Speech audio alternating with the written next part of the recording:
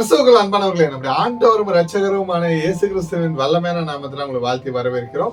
இன்றைய வேத தியான பகுதிக்கு வாசித்து தெரிந்து கொள்ளப்பட்ட வேத வசனம் கலாத்தியர் 1:15 அப்படி இருந்தும் நான் என் தாயின் வயிற்றில் இருந்த முதல் என்னை பிரித்தெடுத்து தம்முடைய கிருபையினால் அழைத்த தேவன். ஆமென்.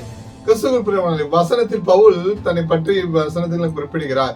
பவுல் தான் பிறப்பதற்கு முன்பே, அதாவது தாயின் கருவிலே தேவன் தன்னை தெரிந்தெடுத்தார் என்று கூறுகிறார். இது ஊழியக்காரர்கள் தங்கள் திறமையினால் அல்ல, மாறாக தேவனுடைய நித்திய திட்டத்தின்படி அழைக்கப்படுகிறார்கள் என்பதை காட்டுகிறது. எனக்கு பிரியமானவர்களே, பவுல் ஒரு காலத்தில் திருச்சபையை துன்பப்படுத்தியவராக காணப்பட்டாலும் தகுதியற்ற தன்னை தேவன் தம்முடைய கிருபையினால் மட்டுமே அழைத்தார் என்பதை நமக்கு அவர் இங்கே வலியுறுத்துகிறார்.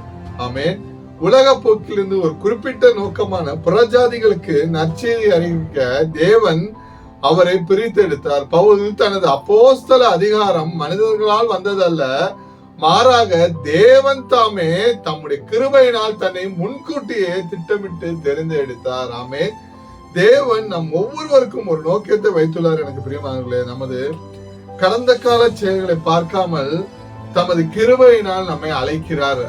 அழைத்தவர்கள் அநேகராக இருந்தாலும் தெரிந்து கொள்ளப்பட்ட சிலராகிய நம்மை வைத்து தேவன் தம்முடைய ராஜ்யத்தை கட்ட நம்மளை அழைத்திருக்கிறார். நம்ம அழைத்த தேவன் உண்மை உள்ளவர். கர்த்தராகிய இயேசு கிறிஸ்துவின் கிருபை உங்கள் அனைவரோடு கூட இருப்பதாக. ஆமென்.